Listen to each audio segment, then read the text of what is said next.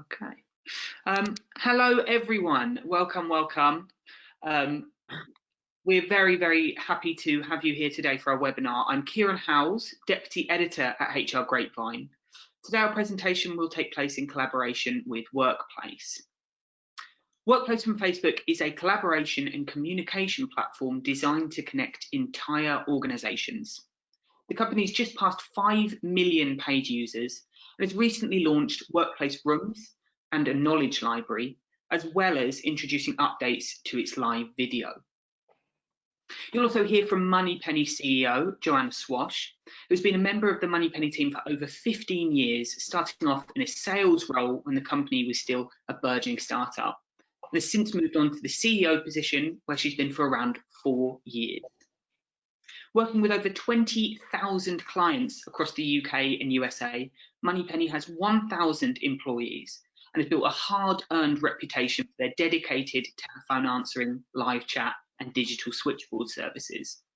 So before we dive in, I'd just like to point out that we have some amazing experts with us today, and they are available to take questions, so pop any questions that you have in the Q&A box, and we'll make sure we get to them towards the end. Now I'm going to hand over to Nazir, Head of EMEA at Workplace, to get us kicked off. Thank you, Kieran. Hopefully everybody can hear me and see me. I'm absolutely delighted to be participating in this webinar today. So my name is Nazir Ghani. I'm Head of Workplace for EMEA. And actually I've been at Workplace for 2.5 years, and previously I was at Dropbox. Really my life began for work back 20 years ago when I was a HR consultant implementing PeopleSoft and SAP for large companies like Societe Generale and GSK and Bupa. I then went on to build a Microsoft consultancy business when Microsoft wasn't considered to be an enterprise player, and then went on to build a Google implementation business. So my experience really is around B2B and SaaS, and I'm working a lot with HR folk to drive change. So I'm here to give you a 5-6 minute background to Workplace. But Workplace, as you all know, is a part of Facebook, and Facebook is around building connections between people and building communities and connecting the world. Actually, Workplace, and especially Facebook, is really powerful at building platforms. And I really want to kick off by giving examples of how we're good at building business solutions. We have 8 million advertisers across our platforms. We have 70 million businesses just on our marketplace platform, and over 140 million businesses engaging with all of our platforms to sell products and services. I just want to demonstrate this data point to show that Facebook really understands how to develop applications and allow for really high adoption of solutions. Another good data point is actually we have 800 million people engaging with live streaming content every day. So Facebook is great at connecting people and building communities around the world. Workplace is built to connect the world of work. And it has that beautiful experience that you're all used to in terms of Facebook familiarity. Plus, we've built the enterprise type features you would expect from a security and admin perspective. And just like any other B2B SaaS tool, like Salesforce or ServiceNow, you're in control from the access to content and the data ownership. I know we have a lot of people from HR roles today, and Workplace was built for HR because it allows you to connect everyone, engage and build communities, and which is really part of culture. And we're going to talk a bit more about that with Joanna later on today. So to give you a brief background to Workplace, Facebook was actually using Facebook groups to internally message and integrate companies that we were acquiring, and also to actually expand our culture to make sure it thrived in different locations. And during that time, a lot of companies were coming to Facebook to understand how we're able to grow so fast and keep that culture. And they saw this Facebook group and they really wanted to see what they could use it to. So we developed a solution, and it was rolled out to RBS in 2015. We had so many people interested that 2 years later, we had 30,000 organizations in that platform. And by then we had accreditation for ISO 27001 regarding security, and further certifications came along the way, as well as many integration points for enterprise organizations, so they can actually use either SharePoint or Active Directory or Okta for single sign-on to make sure there's a smoothness transition from working on Workplace to other systems. So we're at the point today, as Kieran said, we're 5 million paid users and we've launched 100+ features. And I know there are a couple of people here today attending from global companies. We have many global companies on our platform. As you can see from this logo slide here, we have many companies with employees who are frontline, employees who don't have emails. But I do know that majority of people attending today are from the UK, and this probably gives you a bit of a flavour of the UK customers that we have. Once again, a real mix of different customers, different industries, even charities. You can see NHS. We went live with NHSX and NHS hospitals last couple of months, as well as ambulance services. Because Workplace actually is a solution that's built for all, not just people that work in head office, people in the front line, people who don't have emails. And that really is one of the USPs about Workplace. It brings your people together to embrace change. And the way that it does that is that it connects everyone. It allows you to talk to everyone, engage with everyone, and work with everyone. I'll just have 4 more slides now, just to basically demonstrate this principle. So Workplace allows you to connect with everyone, even though they don't have emails. And what we have found, especially in the hospitality industry or the retail industry, the 40 to 60% of employees may not have an email. The only way they see what's going on in the organization is a poster they may see at a store or in a factory. But Workplace will enable you to have those people online, give them a digital identity by giving them access codes. And if you already have people on your platform through Active Directory or use single sign-on, we integrate with that. So we are able to onboard people in the same way that you onboard them in any other application. So it's done in a very secure and safe way. Workplace also allows you to talk to everyone.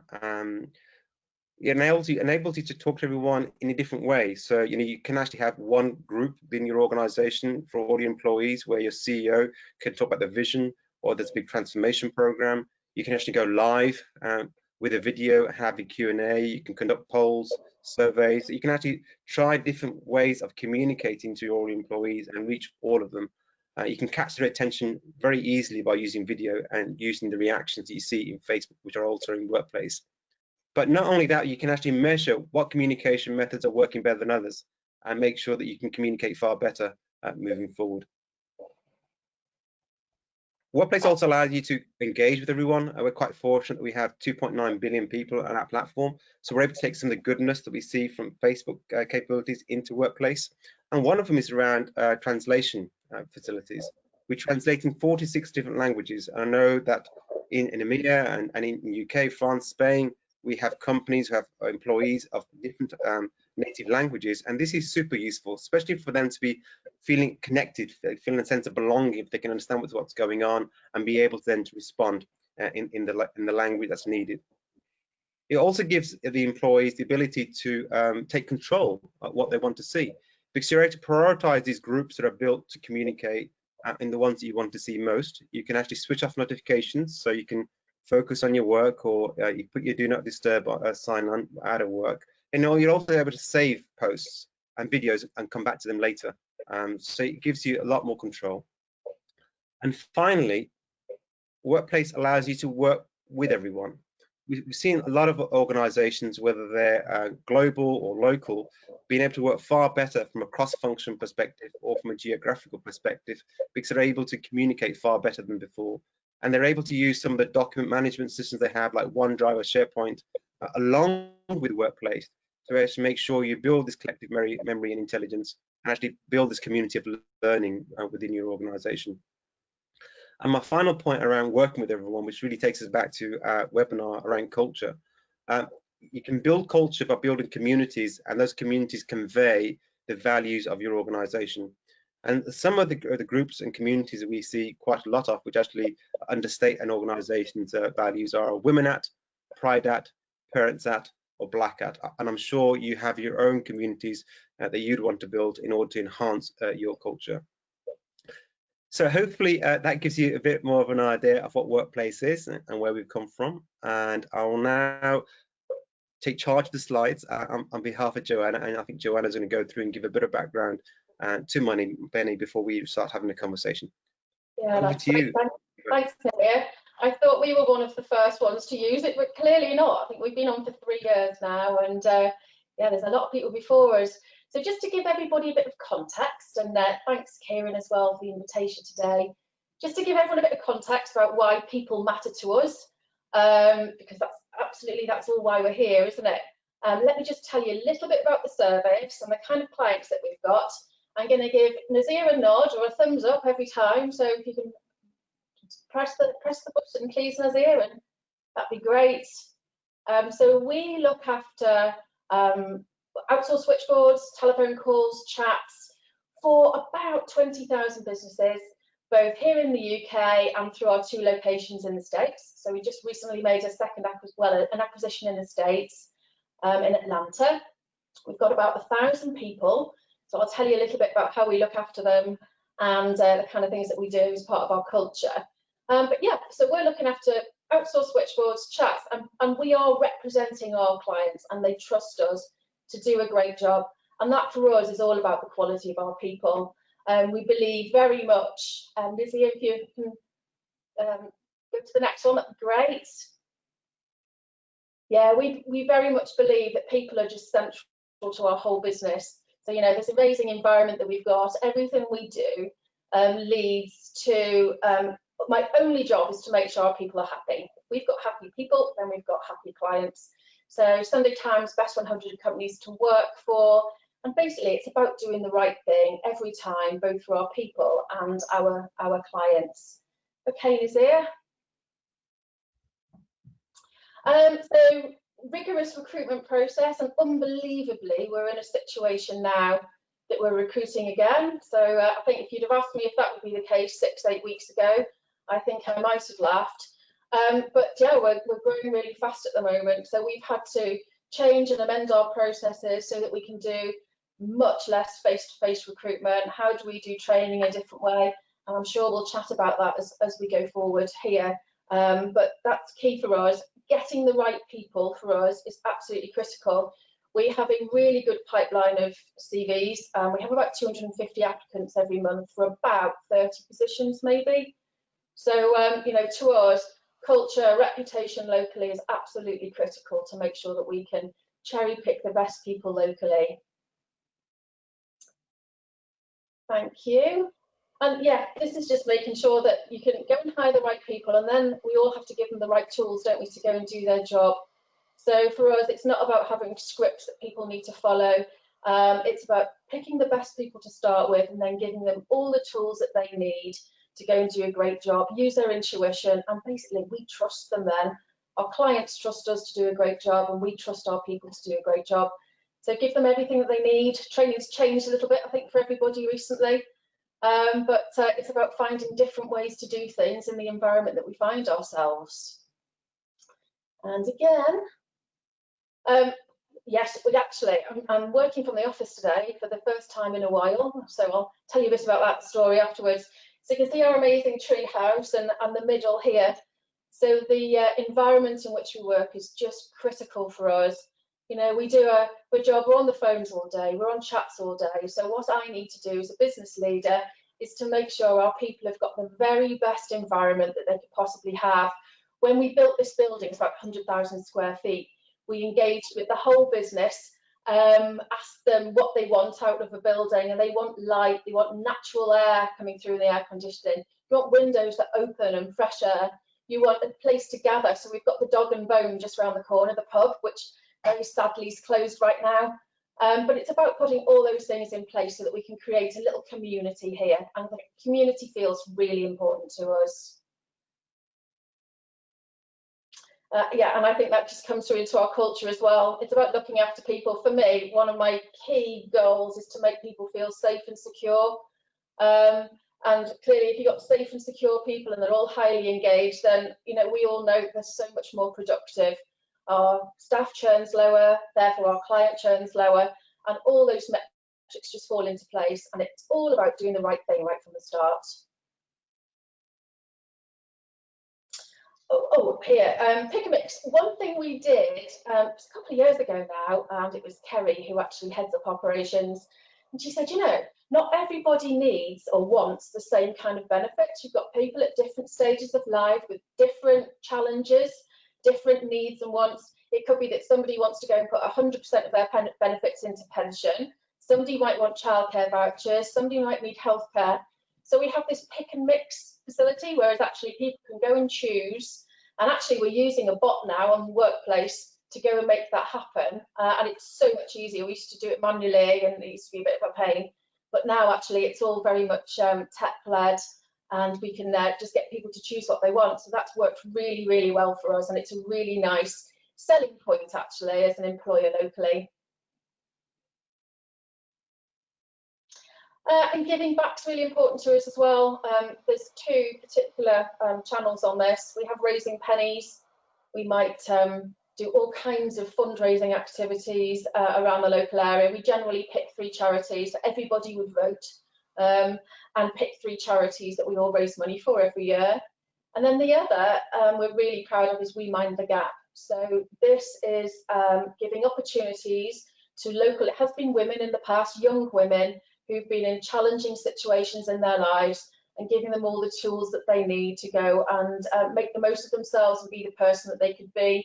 It's a focused 6 to 8 month course, probably in cohorts of about 8 or 10, 12 people at a time, and just give them the very best. So we love the fact we're doing that, and that's been rolled out not just locally now, but into different councils and areas across the country, because it's a real proven ROI. It gets people off benefits, it gets them into work, and it gives them all the tools they need. So in terms of giving back, then actually that's one of the proudest things we do. So that's great. And that's us, I think, in a nutshell. Thank you. Thank you, Joanna. My screen sharing, and hopefully I can see everybody now.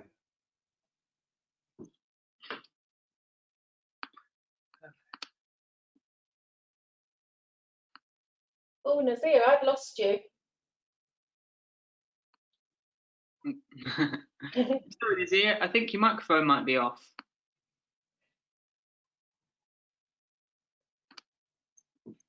Technology and live streams. Always the way. Yeah. Are you with us, Nazir? Yes. Oh, there you are. Is there some? Am I back? Yes, you we're are. back in the room. Yeah, you won't believe this, but we had an ant infestation in our house earlier on today, and one of the transformers went. Can you believe that? So anyway, I don't know whether the ants are to blame, but I'm going to kick off and ask this question again. Is that okay? Yeah, Joanna, I asked, can you tell us a bit more about your company culture and what core beliefs drive Moneypenny? So hopefully you got that this time. Well, I alluded to this in the intro, I think, is that I really see that my core role, yes, we've got to create clarity and direction and strategic goals, but on a day-to-day basis, my core role is to make sure that everyone's happy, that they've got all the tools and resources that they need to go and do their jobs, and to do those jobs really well. And I've got to make myself available to listen to any feedback that they want to give me, because at the end of the day, if you've got happy people, you've got happy clients, and that surely is the perfect mix, isn't it, for us? And some keywords then for me that I really do try all the time to stick to is trust, openness, honesty, and clarity. And I just think that's the way that we have to lead businesses these days, particularly when you're in a situation like we're all in now, is that there can't be any veneer, can there? You can't go and put some kind of gloss over it. It is what it is, and I think we all just need to lead our businesses with that trust and honesty. Our clients, as I said before, trust us to go and do a great job. So we've got to have that as a key ethos for us actually in the business. The other thing that's really important as well is people's attitude. We recruit for attitude rather than aptitude. You can teach people the skills, but you can't teach people to have a great attitude. I think you've either got it or you haven't. We want glass half full people. We want smiley, warm, engaging people who just like talking to other people, really, and to going to develop these relationships. So for us, we don't compromise on that at all. And when we've got such a good recruitment pipeline, actually then we can go and cherry pick the very best people. So yeah, for me, key points: openness, trust, honesty, clarity, and just be one version of yourself. And I think if we all do that through all layers of the business, then you end up with a really nice working environment. And Joanna, how have you been able to do that, given that everybody's working remotely? I mean, have you had to do things differently to ensure people know that you're there, you're trusted, and, you know, they're feeling safe?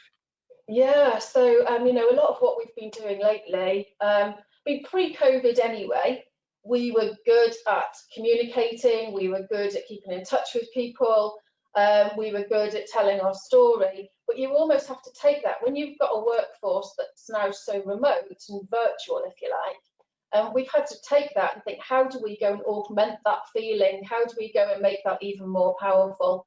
So, and for me, that goes back to being authentic, one version of yourself, being open and honest about the situation that we're in, and making people feel safe and secure, which I think is absolutely critical, and helping them with anything that's worrying them.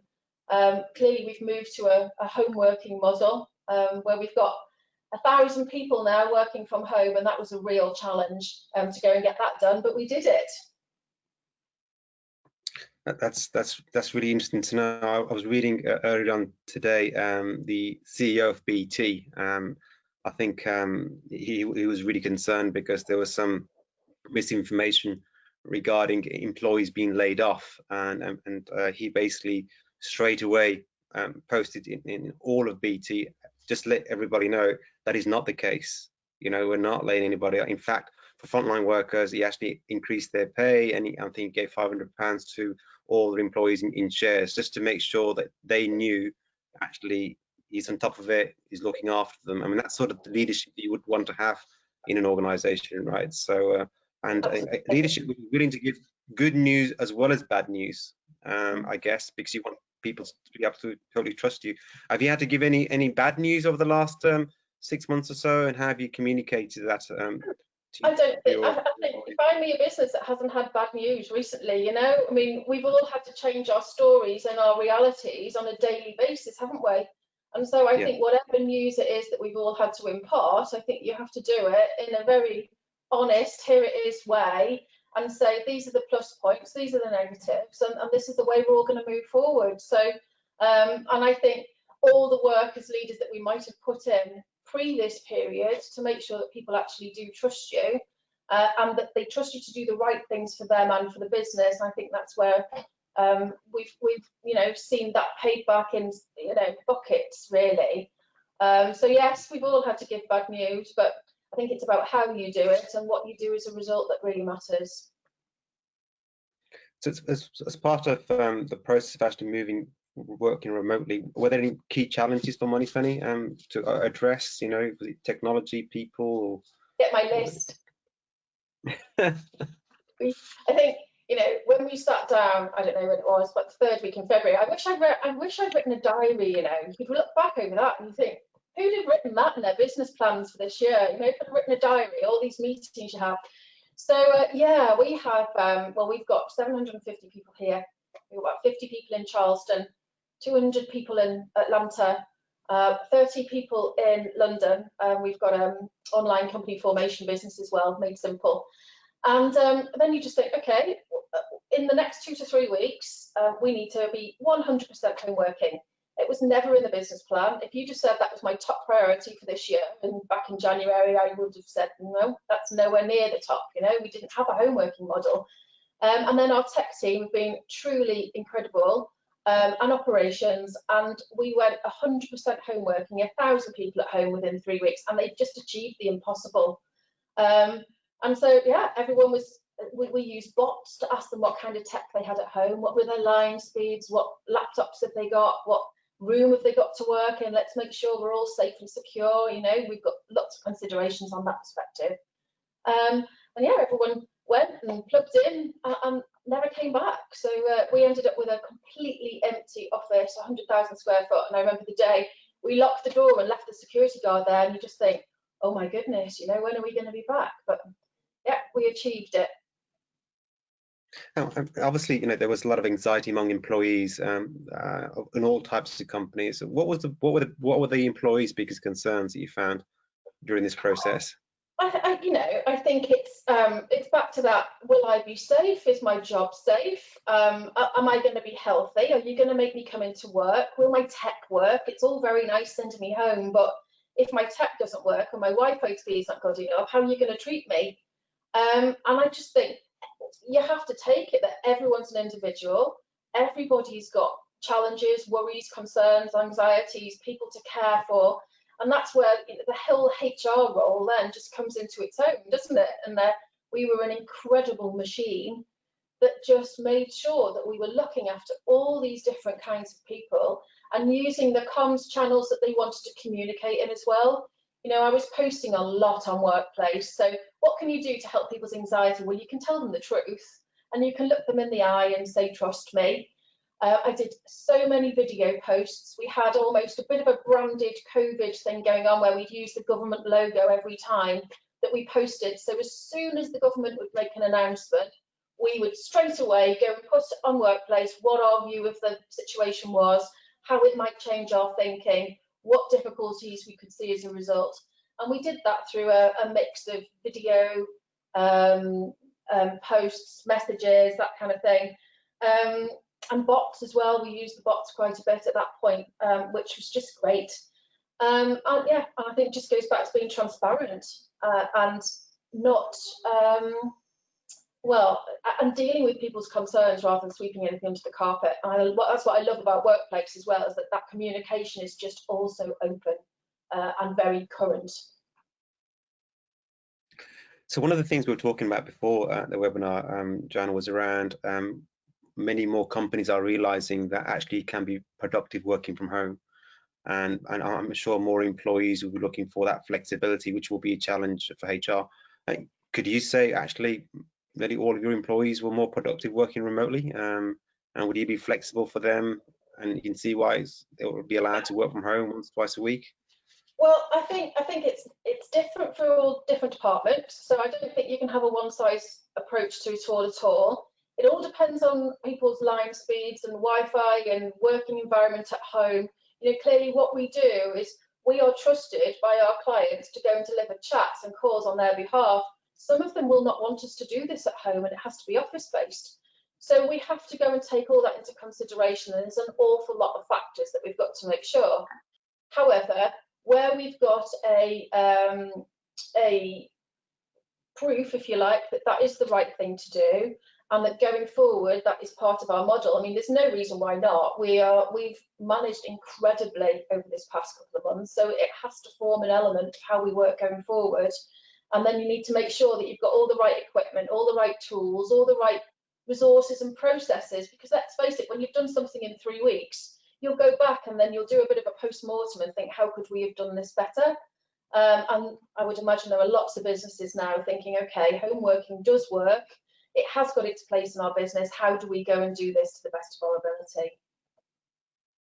So what would be your sort of biggest learnings from the lockdown then? Obviously home working, I guess, does work, is probably for certain roles. What will be some of the other things, major learnings from lockdown, I guess, especially in terms of, I guess, culture, working and collaboration? One of the things that struck me, it was probably about 6 weeks ago, I suppose. So, the whole shock of everyone going home and us all working at home and you're not seeing any real people, you kind of got over that first piece. And then I thought, do you know what? Everyone just feels so engaged still. Everyone feels like one team still. Everyone's talking to each other, but they're all sat in their own houses.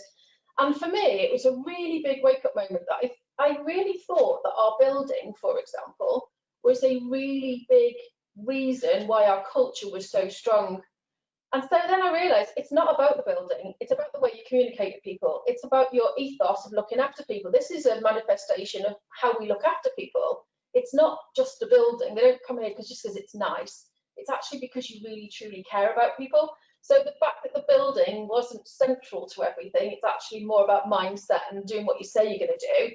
And that was a key learning for me.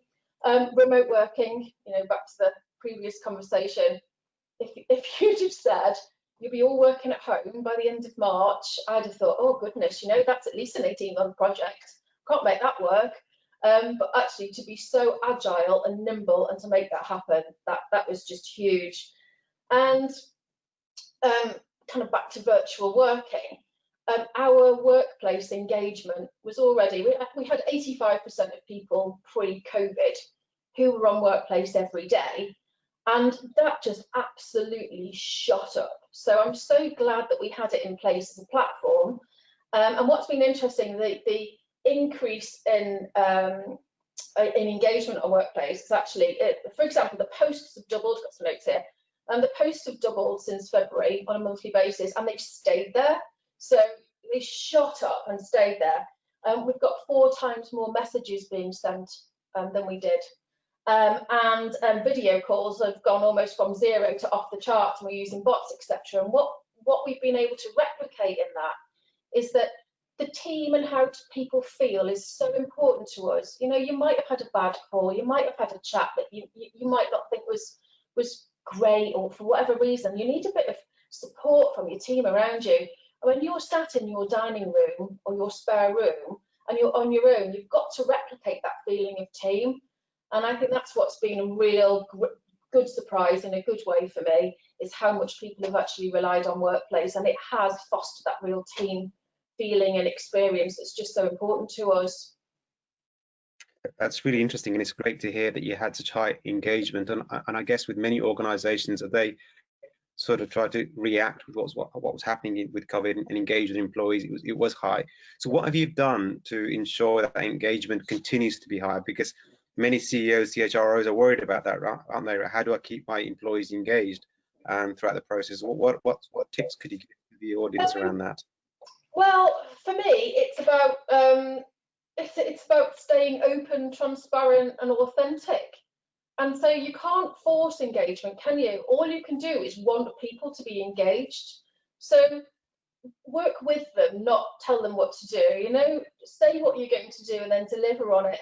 And just be yourself every day. For me, that's just absolutely key. The days of a veneer over a CEO or a company leader are just gone. You've got to be one version of yourself, I think, and truly authentic. And some of that comes into play. You know, I've been doing video updates after taking the dog for a walk with wild hair, cooking Sunday lunch, you know, in my kitchen. And that then gives you some kind of personal connection, doesn't it then? And then you become a lot more human. And people like to work for people. They don't want to work for a company. They don't want to work for an entity. They want to work and be loyal to other people. And for me, I think that's just critical, is that you can't fake it. You just got to think, what is it that I want to be, and go and deliver it. Be that person. That's really great advice. Thank you. It does. It does. So you mentioned Workplace a couple of times, and we always ask this to our people that we interview. We always ask, what's your personal favourite group on Workplace and why? Okay, my favourite group? Yes, but yeah. The group at the moment is the walking group. So everyone was trying to get their steps up. We're all guilty of lockdown, I don't know, the lockdown stone or whatever it is that we've got to go and try and shift now, haven't we, for any semblance of summer. And so we created this group. There's about 150 people in our walking group, and every Wednesday you've got to post how many steps you've done.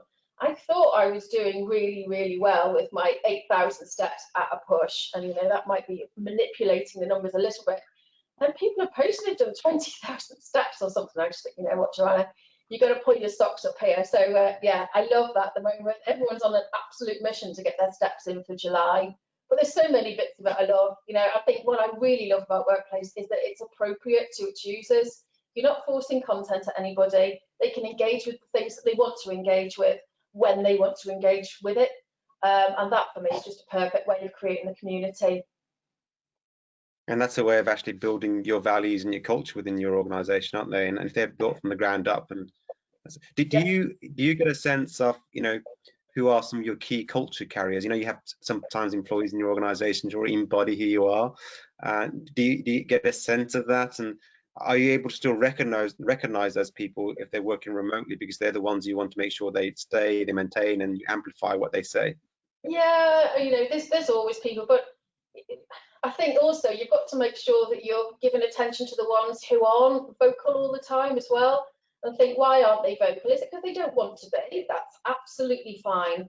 And is that because they don't agree with what you say? So you need to dig down a little deeper. So yes, everybody matters. The people who really go and you think, oh, thanks for posting that. What a great post. You know, I couldn't have written that better myself.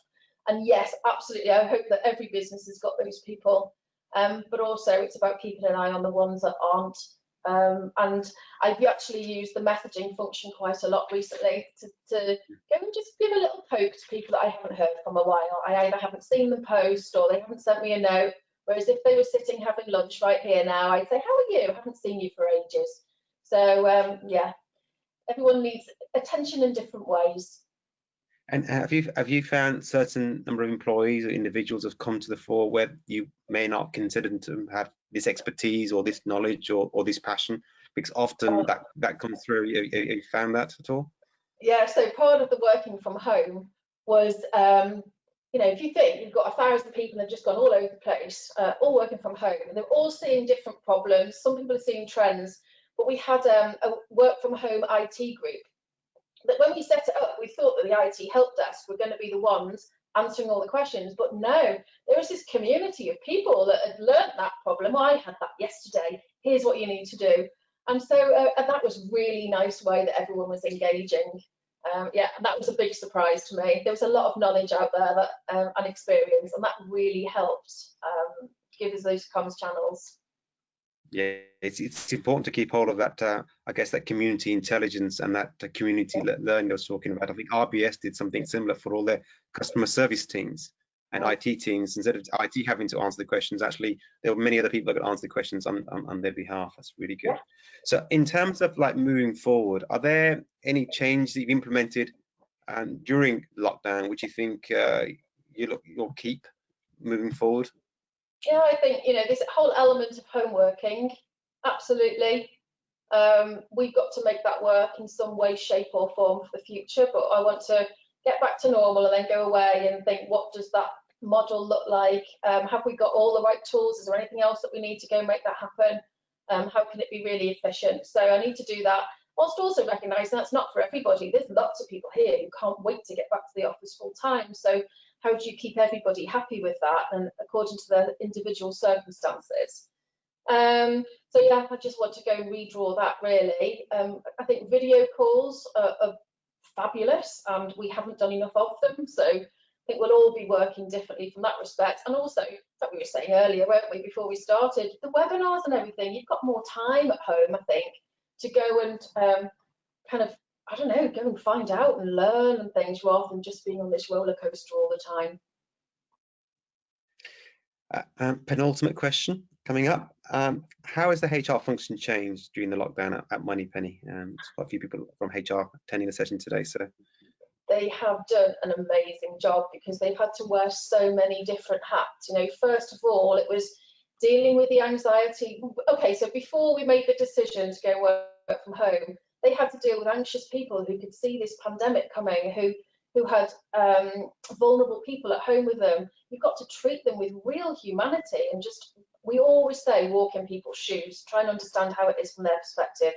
So, you know, there was a lot to manage there. Then the whole move to home working, making sure we have the right processes, the right people, the right things, the right tick sheets, the right paperwork and everything. Furloughing as well, so that was a challenge for so many businesses, wasn't it, with the HR hats on. And then, of course, now it's how do we recruit really, really quickly? How do we change our recruitment process so that we can do a lot of it virtually without all the face-to-face that we'd have done in the past? And then go and take that a step further and say, how do you bring these people on? How do you make them feel like part of a community when so many people are still working at home? And how do you train them? What changes do you need in the training? So they have just gone through the whole range, probably of a HR course in the space of 3 months, and all the hats that they've had to wear. So they've been incredible. A massive change. It's going to continue for the next foreseeable future as well, isn't it? So hats off to HR. So any last tips for the audience on how to build this open, transparent, authentic, you mentioned authentic a number of times, culture? Yeah, you know, for me, open, transparent, authentic, one version of yourself. And I think you have to, if you're going to decide to be that, you've got to be it every day consistently. And what I think you also have to do is pull people up, those people that are the mood hoovers, those people who don't actually live by those values. I think you really have to pull them up, and it's our job as leaders to make sure that any management tiers are there to represent the leadership and our views and our ethos and the way that we like to do things, as long as you're doing good stuff in the first place. And so it is our duty, if you like, to go make sure that's the case. I said put yourself in other people's shoes and treat others how you want to be treated yourself. It's such a basic thing to say, but actually there's so many examples where that doesn't happen in reality. And also, for me, it's all about creating a vacuum, give people the tools that they need to go and do a great job, and then get out of their way and let them get on with it. Because as long as you've hired the right people in the first place, the last thing you need to do is breathe down their neck. So my best day is when I come into work and I think, what shall I do today? Because everyone else is doing everything that they need to be doing. Sounds perfect. That's what leaders need to be doing, developing their teams. That's wonderful. Thank you so much, Joanna. So I think we're going to try something different. I think Kieran's going to post a couple of polls, and after each poll, we'll be able to give you the results from the poll, and we can have a discussion around that. And then we're going to move on to a Q&A. So please do ask Kieran any questions you'd like to ask Joanna or myself. We have another 15 minutes or so to go. So Kieran, you want to kick off the first poll, please? Yes, sure. Okay, so the first poll we have should be on your screen right now. It's, are you using or have you heard of Workplace from Facebook? So this is going to take some participation from you, our attendees. Get your answers in. We'll give it a couple of seconds to get the majority of people voting, and then we'll see what everyone has to say.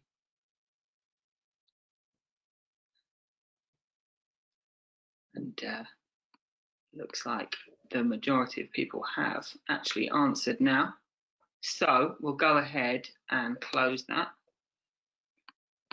And if I share the results, we can see that 69% of people say, no, we don't use Workplace, nor have we heard of it. So that's actually really enlightening.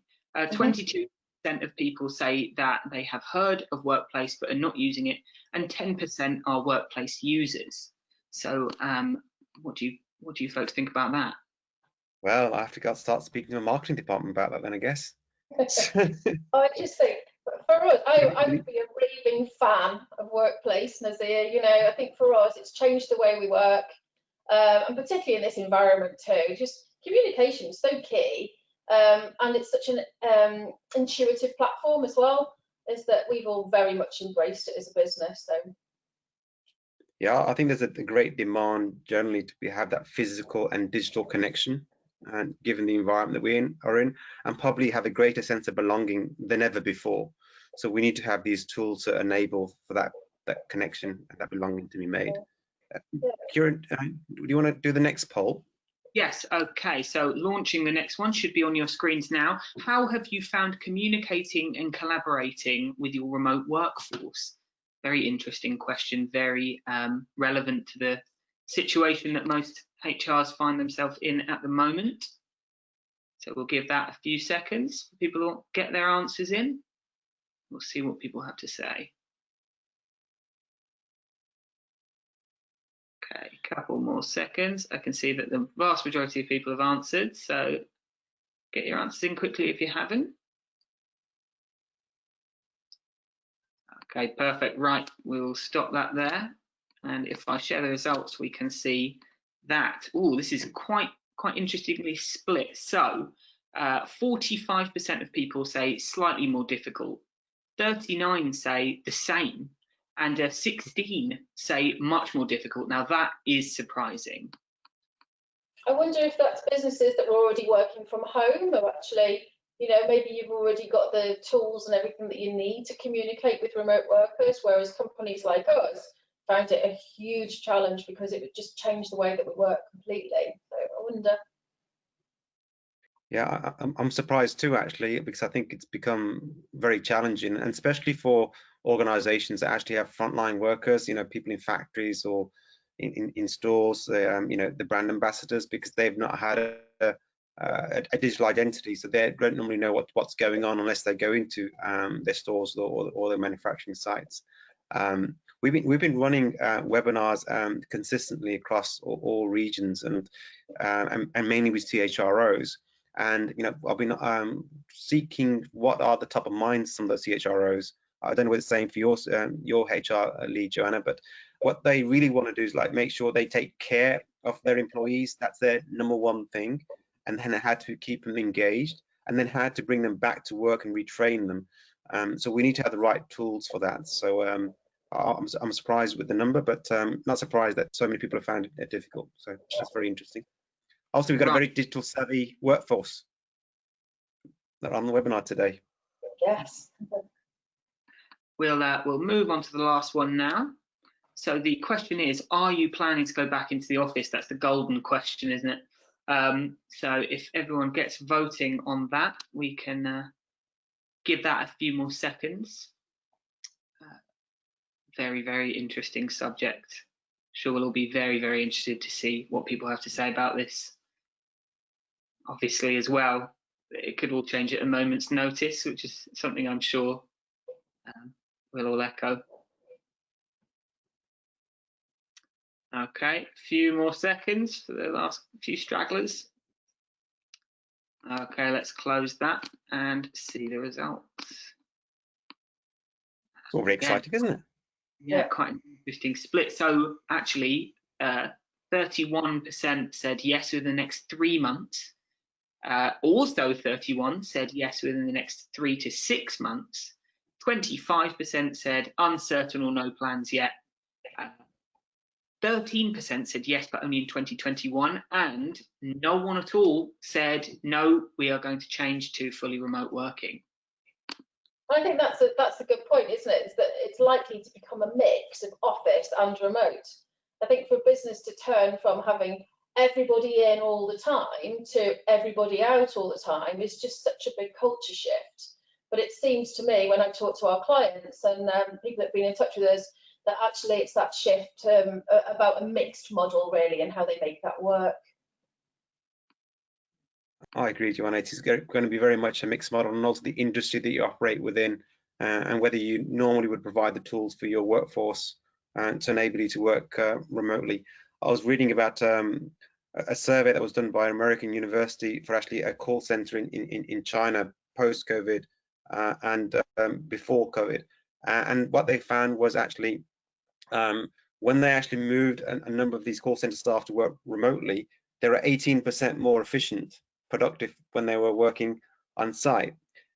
But when they were able to then go back, 50% actually wanted to go back and work in a physical location because they felt that they need to have a physical presence, but also they want to be promoted, and they maybe won't be seen as a promotion person if they weren't there physically. So there is always going to be a bit of a balance, and different organizations would do it differently. That's very interesting.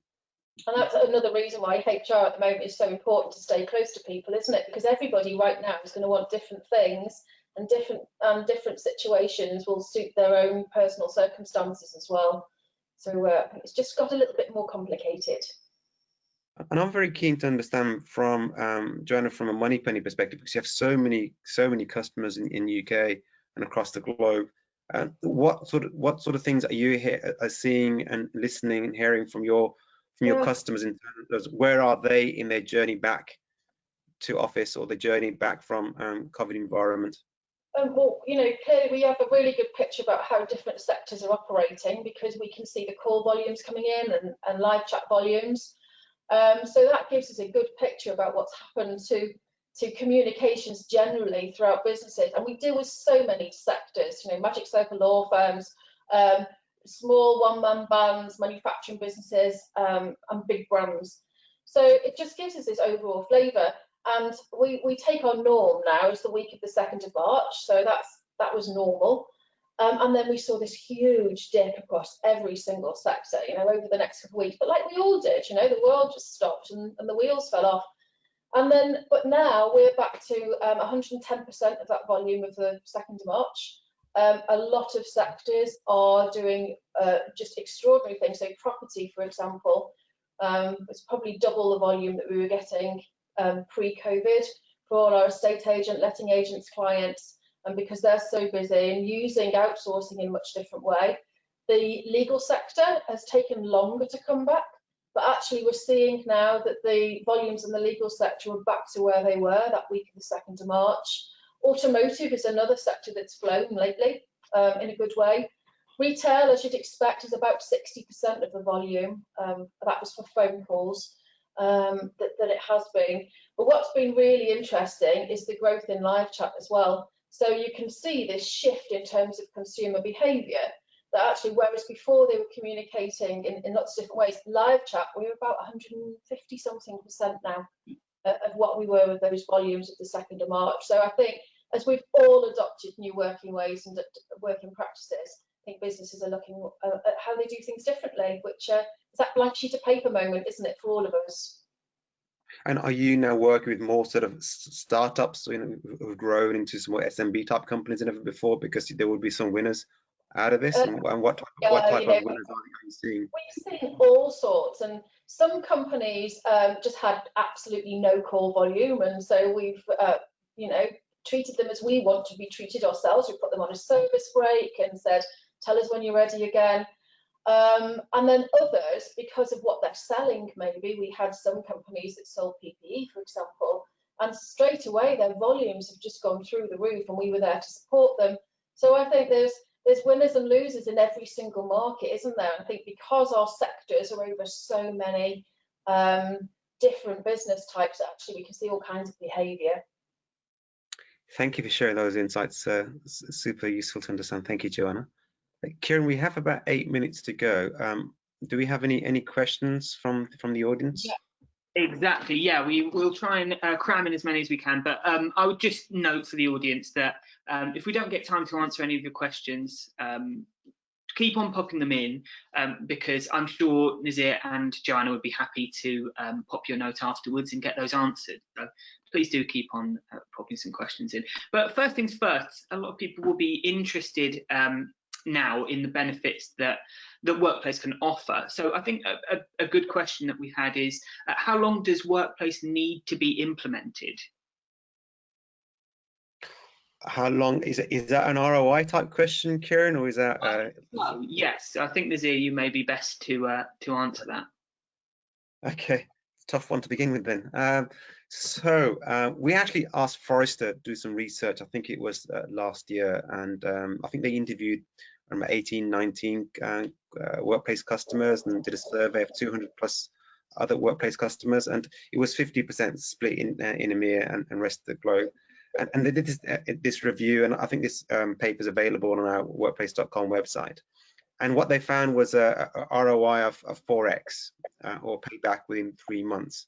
Now, it does depend upon the organization how you get that ROI so quickly. So some of the areas where there was benefit was around, I think, 18 to 22% in cost of reduction for communication, because now, for example, you're using live.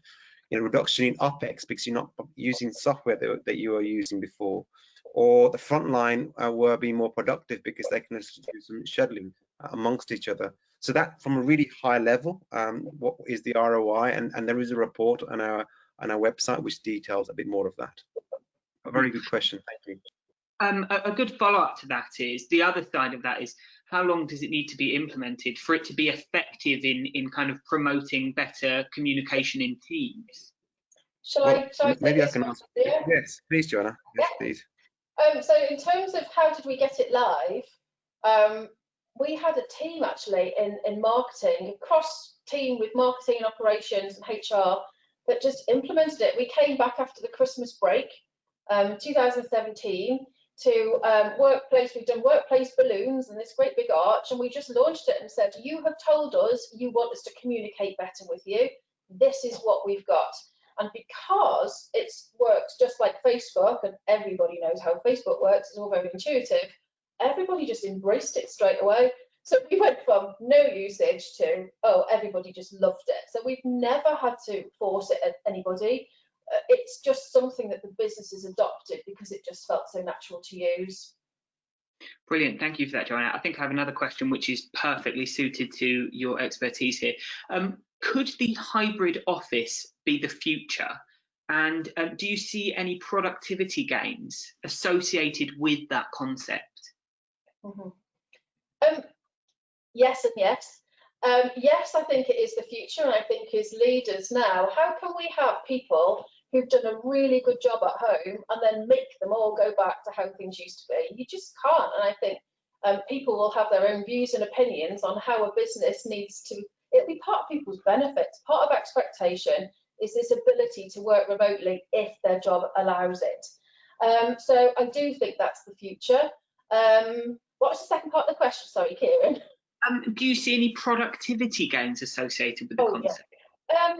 Again, I think that's down to role, your own individual circumstances, whether you want to be at home or not. So I think what will be a really good measure of that is to go and do that properly again in the future and say the people who've got the perfect technology and the perfect working environment at home, I absolutely believe they could be as productive or more productive. And then there's people who might have had a lot of noise in the office and a lot of interruptions. I think definitely you're more productive. I can think of a lot of roles for us that the sales guys at the moment are just doing amazingly. And it's because they can just absolutely focus on what they need to do. Marketing's the same. Tech, you know, all those different support teams and the account managers, it's been great. And then it all depends on whether receptionists, PAs, live chat people actually want to do that going forward. Okay, and Nazir, I have another question which I think is probably going to be music to your ears from a viewer called Libby. She said that she's just planning right now to implement Workplace in their 5,000 person company. She would like to know if you have a #1 piece of advice to be successful with the launch. I think the biggest advice is to have a leader like Joanna, who leads from the front in making sure they're being authentic and discusses the value of doing that and wants to connect with everybody within their organization. I think when you have your leaders participating in such a way and also recognizing people for their efforts, it really helps to promulgate the use of it. So have your leadership on board and committed, as well as obviously your champions. But once you have that, I think it's a platform that will be used by everybody. That would be my #1 thing, really. Have your CEO on board, supporting, have a nice compelling event for launching a celebration or something, and I think that will really get things off really well. Because everybody there to be at the party, and if CEO is there, everybody will be there at the party. And also, I think it's about feedback, isn't it? Ask people what they like, what they don't like. Just trust in that process. And sometimes when you first ask a question, it's like, you know, you put something on, you think, oh, what am I going to get now? But actually, you need this feedback because it's only by people giving you that feedback that you can actually make anything better. So I'd say go with it, embrace it, use it like your own personal social media channel if you're the leader of that business, and be authentic on it and be one version. And keep talking. Well, we do have, Kieran, we do have, I don't know whether Libby probably is already aware, but we do have some great templates in terms of how you can build your communication process and how you can build your groups to make sure you've got all the right structures. So you start off initially using Workplace for Business. So on our Workplace site, a lot of information there to help you to manage the launch of your project and how you engage with different stakeholders. So there's a lot of information there. There's one more point for me, sorry, Kieran, on this, is that we were very careful not to have too many rules around it, because if you start having a rules-based system, actually it stops being natural with only one rule, and that is never ever mention a client name on Workplace. That is our only rule. Anything else goes, but that's the rule. Fantastic. Well, I'm very sorry to say that we've run out of time. I can't believe it that it's been an hour already. But thank you so much, Joanna and Nazir, for your fantastic insights today. As I said, any of the questions that we've had, and we've had a few, we will make sure they're answered afterwards. So fantastic. Thank you very much, everyone. Lovely. Thanks very much. Nice to talk to you. Thank you, Joanna. Thank you, Kieran. Thank you, everyone. Bye-bye.